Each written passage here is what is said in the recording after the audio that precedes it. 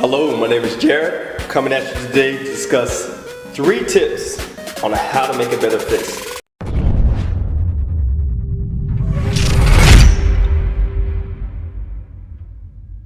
Tip number 1, a lot of times when I have a person get into their fighting stance, I may see a person with their fist rotated to the ulnar side of the forearm or the radial side, sometimes even flexed forward to the ventral side of the forearm or extended back to the dorsal side of the forearm.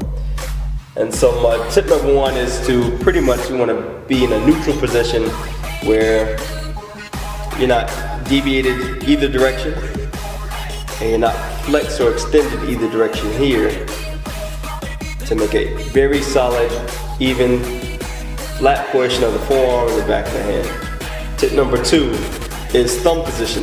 So thumb position, the best way I know how to explain this is just by picking up a boxing glove.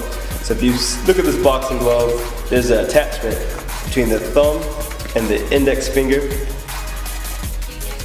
of the glove, and we are looking to imitate that same function. So you never want to put your thumb in the inside of your forefingers, make a fist. Upon impact, your thumb will take the hit. I've heard of people breaking their thumb that way. Another default that I think most people could do better with is putting the thumb underneath the forefingers. That too could also elicit, upon impact, hitting the wrong way with the fist, it could elicit a break of the thumb. So the best position to place the thumb is actually on the outside of the index finger, just like it would sit in a boxing glove. Tip number 3, final tip here. As you make impact, you want to make sure that you land with these first 2 knuckles. First 2 knuckles joined to the strongest bone in our forearm, the radial bone. You never want to, like I mentioned before, if you're deviated to the ulnar side, the impact is going to happen at the wrist. You want this shock to take place up the arm.